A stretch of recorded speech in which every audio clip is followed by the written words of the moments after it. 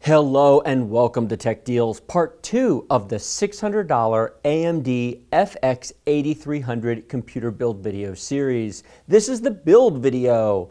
Now in this video, I'm going to put all the parts together step by step and talk through it so that you can follow along and see what we're doing. Following up after this video is going to be Windows installation and setup, Windows performance review, and game tests. Part 1 of this video, which you will find linked in the video description below, is the parts overview, why I chose everything, the pros and cons to doing so, and how we ended up at a $600 budget. The purpose of this video build series is to answer two key questions. Number one, in 2017, is it still worth building an AMD FX-based computer? And number two, if you already have an FX-based computer, is it worth upgrading to either something newer from Intel or the new AMD Ryzen CPUs, which are coming out sometime soon? Please note, at the time I filmed this video in February of 2016, details of pricing and availability have not been released by AMD. I don't know what they are. All AMD has said publicly, as of the middle of February, is that sometime in the first quarter of 2017, we should either get a release or information about the release of the upcoming CPUs. Ryzen is the biggest single upgrade AMD has had in 4 to 5 years. It is a really big deal. I'm excited. I will review it when they come out. But for now, we're going to build this FX-8300 to answer its current value in 2017 and to provide me with a machine to compare against the upcoming Ryzen CPUs.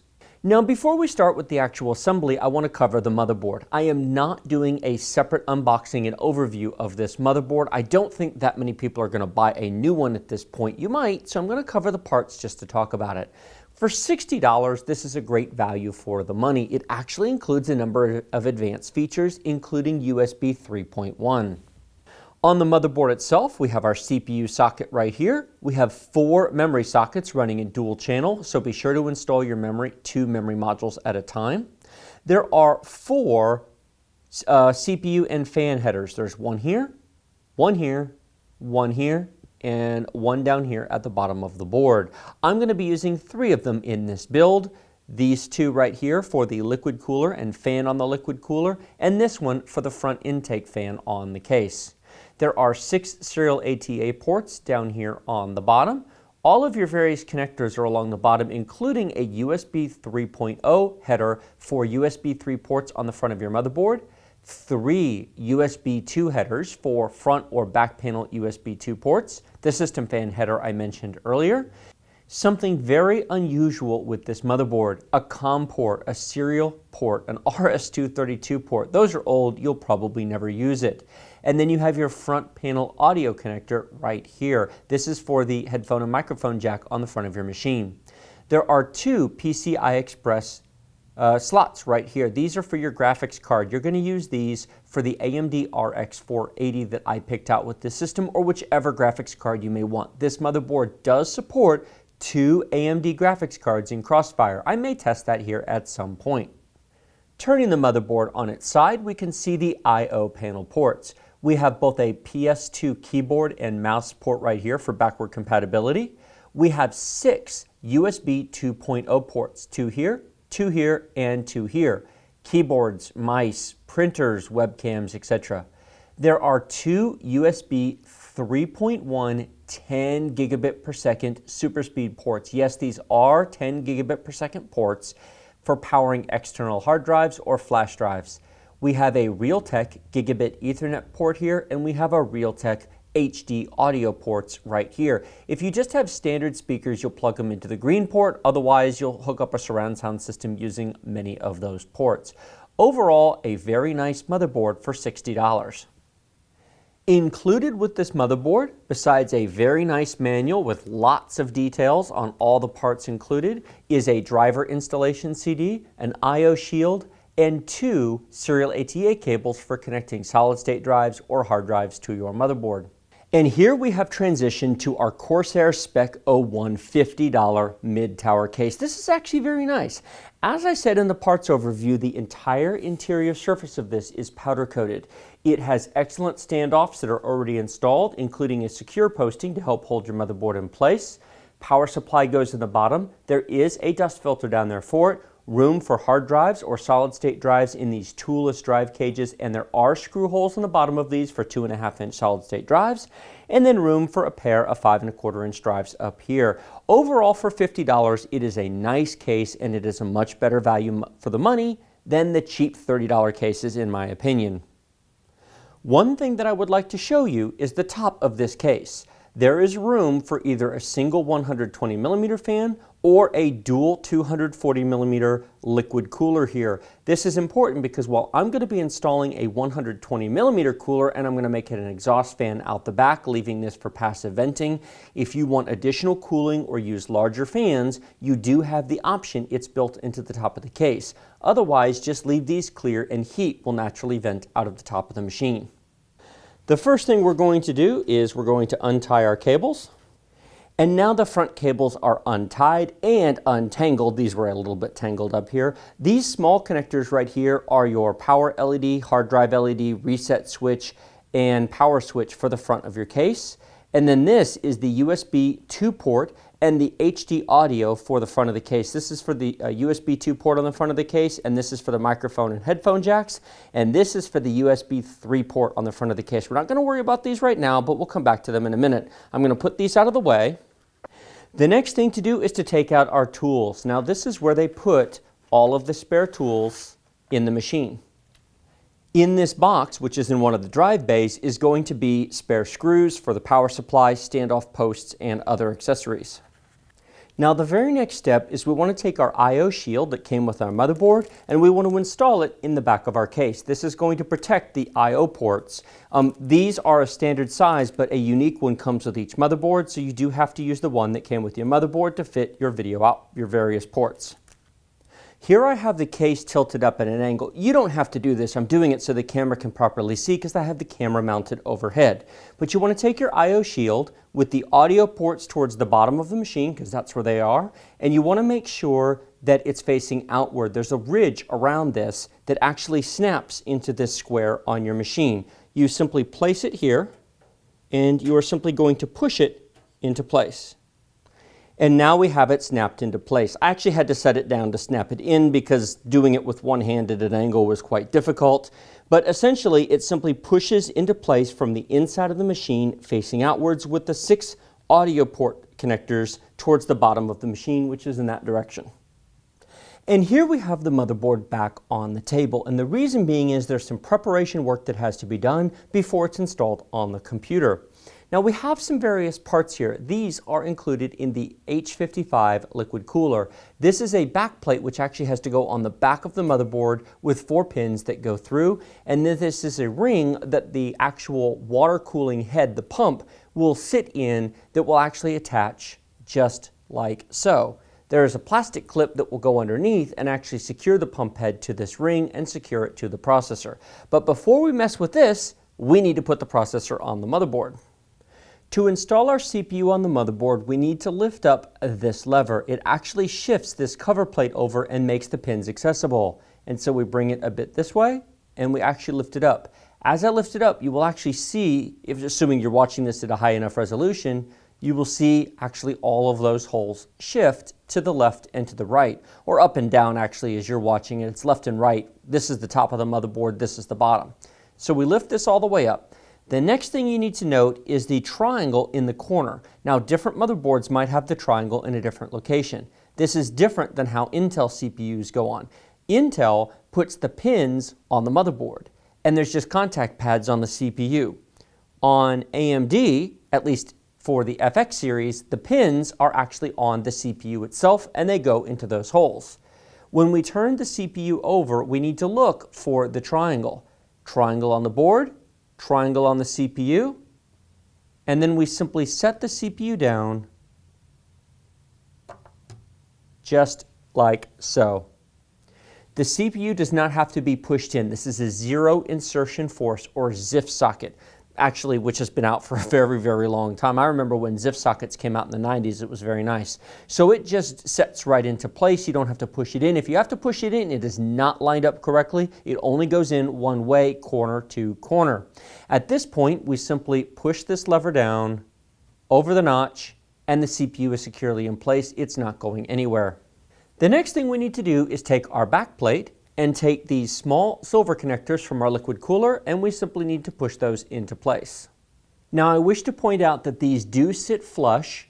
If it's sticking out like this one is, then it's not pushed in all the way. You'll notice that the pins actually come through, so when you push these through, make sure that you actually push them all the way. And there is our completed part. Totally flush on this side. All 4 of the silver pins are sticking through, and now we're going to turn the motherboard over and put this on. Before we can actually mount it, we do have to remove something from the motherboard. These 2 pieces of plastic are the stock AMD mounting solution for the AMD processor. That is the cooling solution that came inside of this box. So we actually have to use a standard screwdriver and take these out. And the reason being is the new screws will go through those same holes onto the back plate that we just installed. And so there's the first one removed. It's just a piece of plastic with 2 screws. I highly recommend you save these. If you ever want to use a stock cooler, then put them in the box with the CPU and the stock cooler, and you'll have them if you need them. And now we'll remove the second one. And that's the last screw. So we now have 4 clear holes for installing our liquid cooler. Please note there was a back plate on here. When we lift this off, I'm now going to turn this over and show you that the previous back plate is now removed. Take that off because our new back plate is going to go in its place. Here's our new back plate, which I'm going to insert through these holes. Turning the motherboard back over, you can now see the 4 screw holes that we are going to use. These are ultimately what's going to screw in here through the mounting plate. Now, if all this seems complicated, it is a little bit. I do wish this were somehow easier. Perhaps future motherboard designs will make it easier, but it is what it is for now. And here we are back with the computer case back on the desk. We are ready to install the motherboard. I want you to make note of this important pin right here. This is not a mounting post, it's a mounting pin. It's going to go through one of the holes on the motherboard to hold it in place. I like this feature. We are going to be using 5 more. 1, 2, 3, 4, 5. There are 3 mounting posts here that we will not use because we do not have an extended ATX board. The board doesn't come over this far. Now you can leave these in place and ignore them, or you can unscrew them. I'm going to leave them in place because who knows, I may want them at some point in the future, but we're not going to be using them. Now we take our motherboard with our CPU and our backplate installed, and now we're going to put it in at an angle, putting our I/O panel. Most notably, the things that will be sticking through will be the audio ports through the holes from the I/O shield that we installed earlier. I installed this at about a 30-degree angle and then come down to rest it on the bottom of the case. And then most notably, it rests right here. That mounting pin that I mentioned before is sticking through the motherboard and holding the motherboard in place. At this point, we take 5 of the screws that came with the case, handy to have a magnetic screwdriver for here, and we simply screw them into the other 5 holes on the motherboard. And with our last one in place, we have 1, 2, 3, 4, 5 screws in place with the one mounting pin right here holding the rest of it in place. This motherboard is now not going anywhere. The next thing we're going to do is install our H55 120mm liquid cooler. This right here with the Corsair logo is the actual water block that we'll install on the CPU itself, and then we have our large radiator right here. We have a 120mm fan which will be connected to it to blow air through it, and then these cables hold the liquid coolant. Please note that the nice thing about these all-in-one liquid coolers is they are sealed units. There's nothing to fill, there's nothing to service, there's nothing to maintain. This should last you the useful life of your computer, 5 to 10 years. You should never have to touch these. I've used these in multiple computers. I've had very good luck with them. I'm very happy with their performance. The water block head comes with thermoplast pre-applied. I have removed the plastic cover. You don't want to let anything touch that because once that's messed up, you'll have to reapply it. It does not come with spare. Now you can buy replacement thermal paste online, about $5 or so for a tube of it that'll last you forever because there's a ton in it. It looks like a lot. It's not. It's very, very thin. There's almost none on there. It's simply designed to fill in the cracks and crevices and make sure there's a solid connection between the surface of the CPU and the copper plate of the thermal cooler. So what I want to show you now is that there are these hooks or knobs, depending on what you want to call them, sticking out from the edge here. This ring also has little hooks on it. Bring this down on top and line them up so it passes through, and then turn it so they catch. And it will now rest solidly on that. Please note, this can be oriented many different ways. There's no up or down on the ring. It can come all the way around. How you want to position this is going to depend upon where you want the hoses and cables.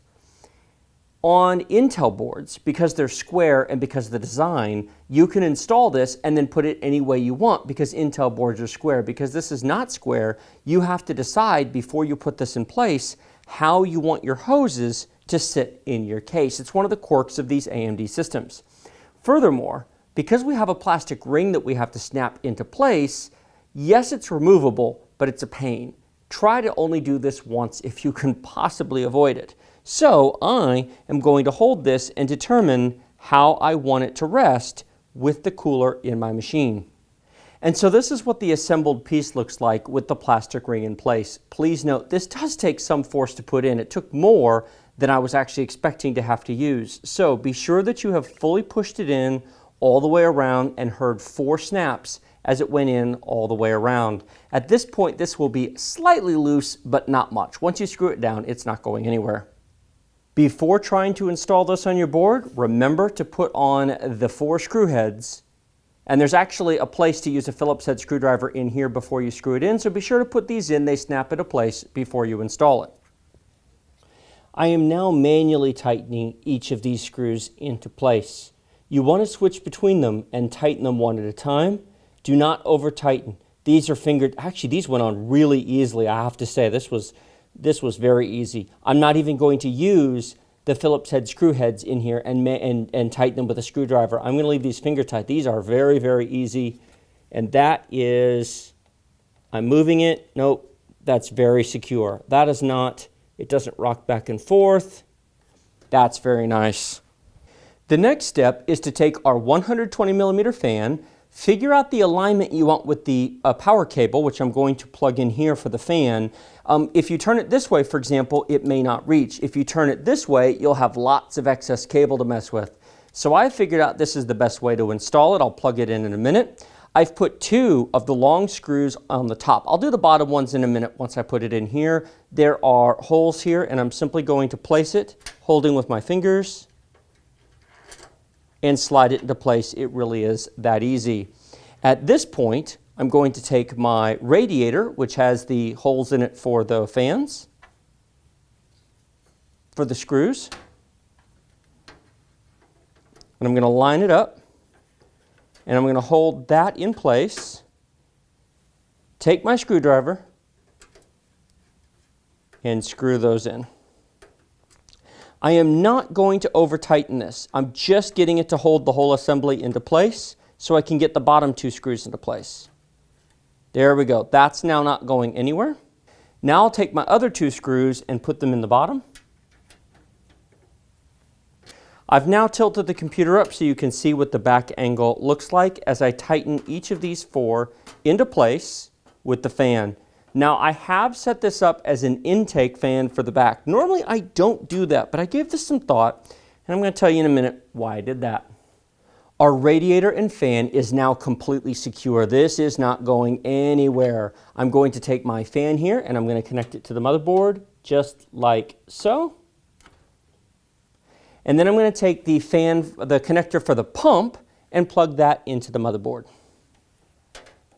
This I think is important. I've taken one of the zip ties that was included in the motherboard. It was in the box of parts earlier, and I've simply looped this over once and put a zip tie on it. The reason for this is quite simple. I'm simply trying to keep the interior of the machine as neat as I can be. I just use a pair of trimmers to trim off the excess, and that just keeps it from touching the video card or from moving around. I'm going to do the same thing with this cable here that runs off of the pump, simply because otherwise it gets into the RAM or other things. Now this here is a very important point. I have zip tied the power cable for the pump to the hose. I have not, however, made it tight. I can actually still turn it. This is simply designed to hold a cable which is not heavy out of the way. If you pull this tight on the hose, you will crimp it and eventually cause a leak. This is loose. This could be moved up and down. This can be swiveled. It is resting there. It is not pulled tight. Don't zip tie anything to your hoses and actually pull it tight. Make sure that it still can wiggle and move. It's just a positioning holder, not a tight holder. Now I'm going to answer the question, why did I set this up as an intake fan instead of an exhaust fan? In all the other builds I've done, I've set this up as an exhaust fan. I always set up my radiators to exhaust. Two reasons. Number one, I've never actually done this before and I want to try it. Interestingly enough, in the instruction manual provided with the liquid cooler, and right here it says they recommend airflow be in, not out. Fair enough, I'm going to give them a shot and actually try it that way. The other reason is this. We have one 120 millimeter intake fan that came with the case right there. Now we have another 120 millimeter intake fan blowing air in here. Now we have two fans blowing air in. This creates positive pressure. Where's the air going to go out? Out the top. We have two 120 millimeter fan mounts at the top. Because heat rises, passive cooling and positive pressure from these fans should blow all the heat out of the top of the case. Now, because of the position of this radiator, I cannot actually install a fan in this slot. If I feel like I need additional exhaust, I could install one 120 millimeter fan here to provide more airflow out the top of the case. For now, I'm going to give this a try with passive cooling, but if it's a problem, I'll add another fan later. The next thing that I want to install is our system RAM. Now, this is the RAM that I showed you in part 1 of this video series. This is Kingston HyperX Fury Memory DDR3 8GB kit, 2 4GB sticks. However, I am not going to install this RAM in the system. Why? Because I generally don't build machines with 8 gigs of RAM. It's a personal preference. All of my other test machines are going to have 16 gigs of RAM, and so in order to keep things even, this machine is getting 16 gigabytes of RAM. This is actually what I'm installing. This is two 8GB sticks of memory from Munchkin Essentials, which is the in-house brand of Newegg. It's basically the same thing, just twice the capacity. Now, to install our system memory, we need to make sure that these tabs are pushed out. They do snap in just like that, so do make sure that they are pushed out, and they push out on the top and the bottom. Now, system memory has a notch in it. There's DDR2, DDR3, and DDR4 memory. This system uses DDR3. The notch is in a physically different spot depending on what type of RAM it is. So it's not physically possible to accidentally install DDR4 or DDR2 into a system meant for DDR3. The notch is also not in the middle. It's about 2/3 of the way up. If you look at the memory slots, you will notice, well, you may not be able to see it with the hoses there, but the notch is that direction. So we want to align the memory with the notch. Memory goes in and straight out. Not true with laptops, but with desktops it is. So there are guide rails right here, and we're going to take the memory and we're going to install it in memory slot 1 and memory slot 3. We alternate slots. This gives us dual channel mode. It makes the memory run twice as fast. So I'm going to line the memory up. You won't be able to see the first one as easily because of the liquid pump cable. And we push in and it automatically closes the snaps. If my microphone picked it up, you heard one snap here and one snap on the top. Now this you should be able to see easier. Again, we line up our memory. We insert it into the guide grooves. We use, in this case I'm going to use my two thumbs. I'm going to use one on the top and one on the bottom, and I'm going to push in. It's a bit tricky actually with the hoses there. And there's the top in. There we go. That takes a modest amount of force, but now the memory's fully installed. You'll notice the different positions between the tabs. Now these we can just push in because I'm not going to put any more memory into it. There we go. So this system is going to have 16 gigs of RAM. I said in the parts video that I will do performance comparisons between 8 and 16 gigs of RAM in the future. I will. I just think that if you're serious about playing games, multitasking, and doing memory-intensive actions in 2017, I think 16 gigs is worth the money. It's about $50 price difference between 8 and 16. The other reason why I want to put 16 in is because I don't want to unfairly handicap the system. I'm going to compare this against my i7-7700K. I'm going to compare it against i3s and i5s, against AMD's upcoming Ryzen, all of which will have 16 gigs of RAM. Giving this only 8 would make the tests unfair. I do want to create as much of a reasonable level playing field as I can, so 16 gigs it is. The next thing we're going to install is our Samsung solid-state drive, the 750 EVO. Now this is a 250 gig solid-state drive, but the basic process here works the same for a hard drive or a solid-state drive. And so now I have the solid-state drive out of the package. This is a very, very simple thing. It's just flash memory chips inside of a plastic case, and there's our connectors. I'm going to take the top tray out of our toolless drive base, and I want to show you that there is 1, 2, 3, 4. Now, it's toolless for 3.5-inch drives. There's a pinhole here and a pinhole here and a peg here and here. You would simply bend this plastic out, drop a 3.5-inch hard drive into place, and those will just snap into the screw holes, and then you would just drop your drive into place. Since this is a solid-state drive, I actually have to use screws, turning it over and lining it up. The case did come with the screws, not to worry. Screws to fit into these holes flush came with the case, so I'm going to put those in right now. And the 4 screws are now in place. 1, 2, 3, 4. This is nice and secure. Make sure that the edge connector for your power, actually that's for your power and your data, are away from the toolless trays. And we're going to simply take that and slide that right into place just like so. In fact, this big huge drive cage right here is holding a lowly 2.5-inch solid state drive. So now we take one of the included serial ATA cables that came with the motherboard, and we're going to install it on the motherboard. The rest of it will run back here. We'll flip the case over and plug it into the solid state drive. Now, I am not plugging it into serial ATA port 1. Ideally, you would do so. However, this right here is serial ATA port 1. If you plug it in here, it stands straight up and would be right in the way of a second graphics card. Here, it's out of the way. I'm only using one drive, so it really doesn't matter. With that installed and the cable safely tucked out of the way behind, it's time to install our power supply. Now, if you watched the parts overview, part 1 of this video, you'll notice that the power supply was an EVGA 500 watt bronze power supply. We are actually going to install the alternative I suggested. This is the 600B or 600 watt power supply. Why am I installing this? To make sure that I can install 2 RX 480 graphics cards in Crossfire for the purpose of benchmark and testing. To install our power supply, make sure the fan is oriented to the bottom. The fan actually sucks air in through the bottom of the case and expels it out of the back.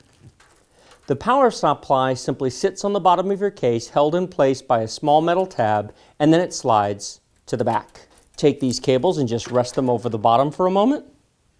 And now we're just taking our screws and we're simply screwing it into place.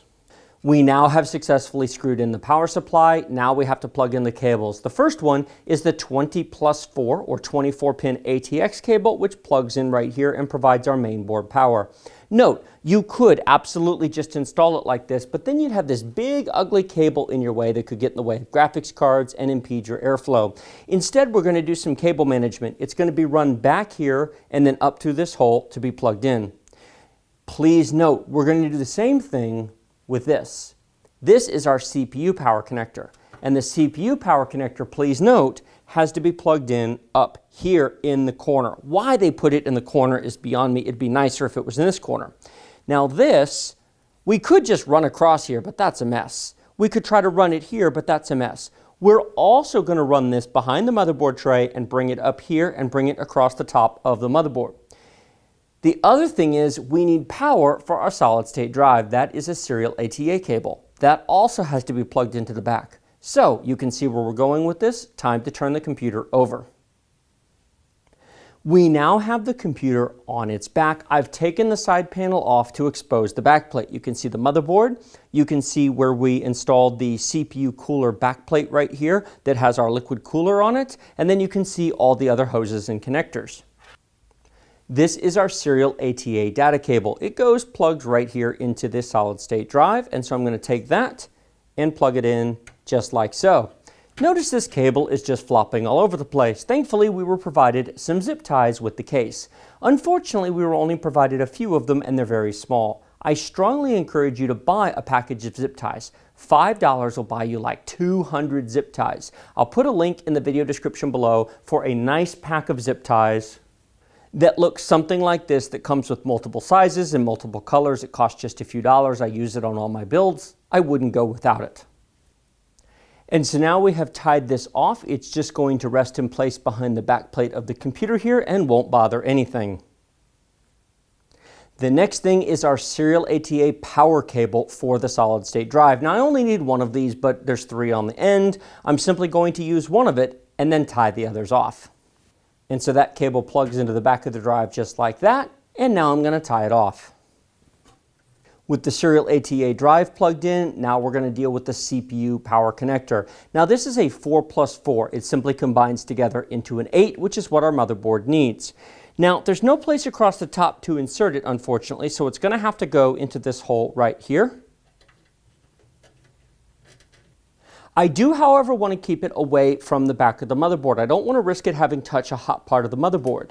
These loops on the back of your case here are designed to use zip ties with. You can take a zip tie and run it through this loop, just like so, and zip tie this off, just like this. And we'll trim that off. This will now not move and not get in the way or touch your motherboard. It's just a safety thing to make sure that none of these cables touch anything back here that they shouldn't. This just leaves us with our 20+4 or 24-pin ATX cable. The astute of you will notice that it's changed. I had it running through this hole until I realized that this back plate is too close to the side plate of the computer. If you run this big thick cable through this hole, it makes it very difficult to put at the back of the computer on. Instead, I've moved it here, which is angled out. All I'm going to do is then run it through this hole.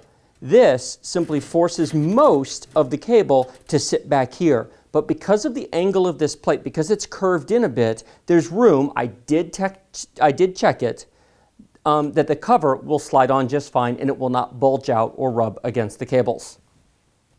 Last but not least, we have the front panel connectors, the USB 2 and 3 connector, and all the power LED reset switch cables. These, I'm actually going to run down through one of these holes so that they're easy to install on the bottom of the motherboard and don't get in the way of our graphics cards. With all of our cables where we want them, we're now going to take the side plate and reinstall it and turn the computer back over. Now the computer has been turned right side up. You will notice we have a mess of cables. I have not organized this prior to turning it back over. I want to show you what it looks like when it's turned over. Not to worry, we're going to fix this.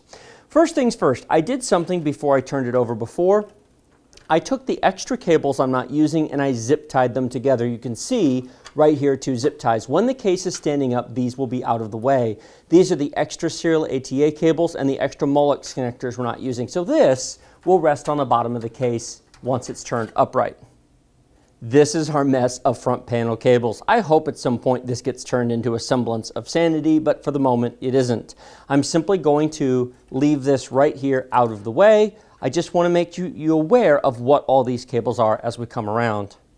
This cable is our 6+2 PCI Express power cable. There's actually 2 of them here for 1 or 2 graphics cards. I'm just going to hang that off the back right now. We'll use that when we install the graphics card. Now we come to our 24-pin ATX cable, which I've got running through one of these slots. Make sure that all of the pins are aligned and the U-shapes should all be in one direction. There's a quick release tab here, and the release tab is going to end up on that side when I roll it over. So I simply bend this over and I insert it into the slot. I'm rocking it back and forth.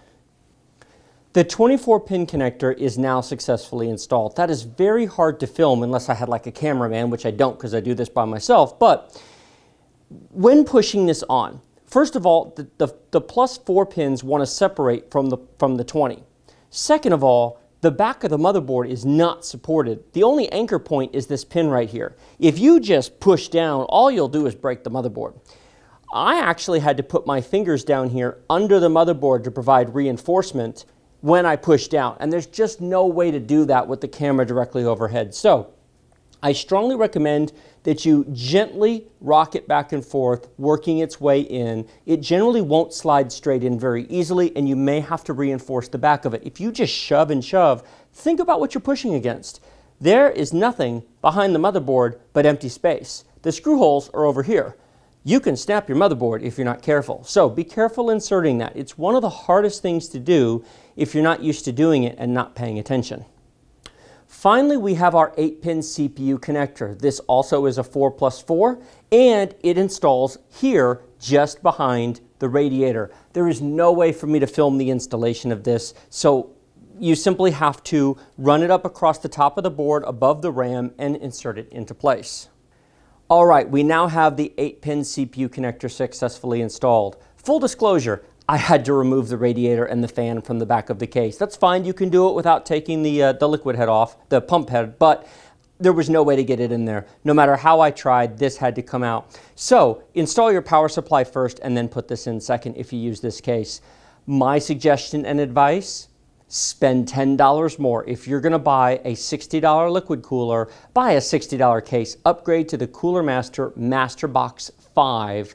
It's $10 more than this. It's a little bit wider this way. It's a little bit taller. It's a little bit deeper.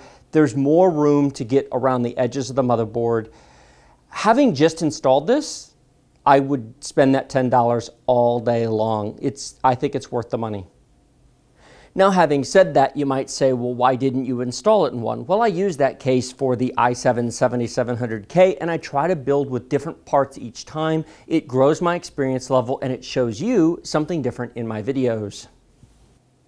The next step is to connect our front panel audio, USB, and other connectors. Those all go along the bottom of the case here. HD audio goes over here where I showed you earlier, USB 2, USB 3, and then all of these fun little connectors.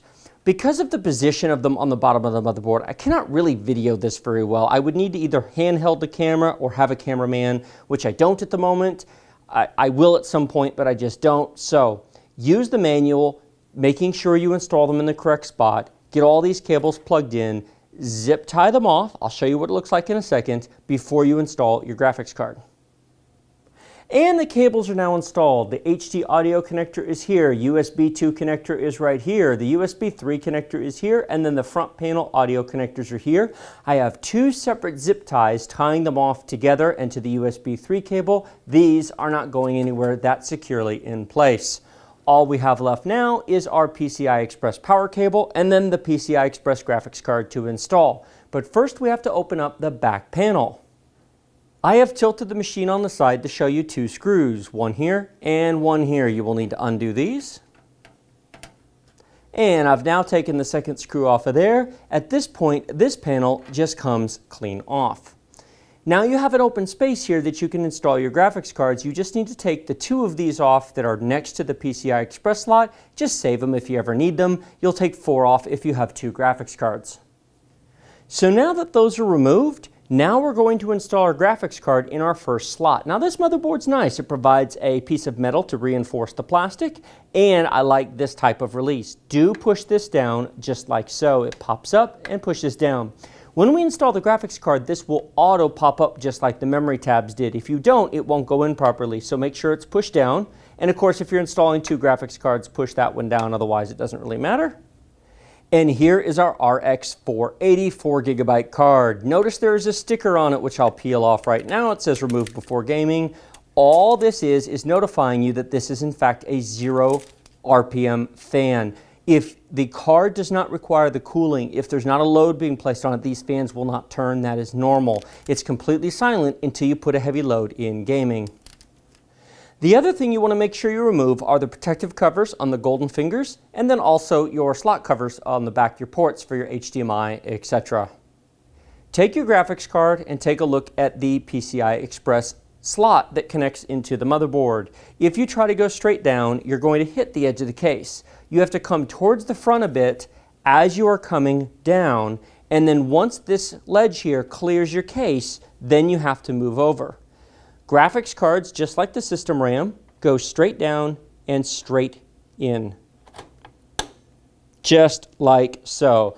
There was a snapping sound as it plugged into place, and that card is now mostly secure. We do need to screw in using the same 2 screws we pulled out of back here and put that into place. You can now see our graphics card is securely in place on the back. I've replaced this panel. It's been screwed in vertically here. That is not going anywhere. The last thing to do is to install our PCI Express power connector into the 8-pin plug on the RX 480. Now this power supply is nice. 600 watts is enough to drive 2 of these. I do have room, it'll be a tight fit, but I do have room to install a second one if I want to. So I'm going to use one connector now and another connector for a future card. With the cable successfully in place, you will notice we have a lot of loose cable. Zip tie. And here we go, it is successfully zip tied. That is not going anywhere. Now to be true, when I install a second card in here, I will have to cut that zip tie. I've got hundreds of them, it's no big deal. Who knows when I'll get around to doing it. At some point I plan to, but. So that's successfully zip tied. This cable's not gonna get anywhere. Nothing will get into the fan. So to recap, our CPU's installed, our RAM's installed, our motherboard's installed, graphics card, power supply, motherboard power connector, CPU power connector, our liquid radiator, the plug connector for the pump and the fan are both connected to the motherboard. We have our solid state drive installed. We have our data and power cable to this installed, plugged into the motherboard. One more thing we haven't done, front fan has not been connected to this system fan header. I'm going to do that right now. Our front intake fan is now connected. I ended up not connecting it here. The cable was long enough. I ran it under the motherboard and around through here. You can actually see the cable coming up here. I plugged it into the bottom connector to keep it as clean as possible in the middle. You certainly could connect it there and run it through here and tie it off. I chose to go there. It doesn't really matter. Our $600 AMD FX-8300 system is now complete. Next up after this video is going to be Windows setup and Windows installation, then Windows performance review, and then game benchmarks and comparisons to other machines. Like this video if you like it, share it with your friends if you loved it. Remember to subscribe to my channel with the big huge red button directly below this video. Questions and comments in the comment section, and as always, check out my video description. Links to all the parts I've used here to both Amazon and Newegg will be down there. Both are great places. I bought everything you see here from both places. Some of it from Amazon, some of it from Newegg. They have great customer service and I highly, highly recommend both stores. So if this was helpful to you and you liked it and you want to go find yourselves a good deal, those 2 places are where it's at. I would greatly appreciate it. Thank you so much for watching. I will see you in the next video.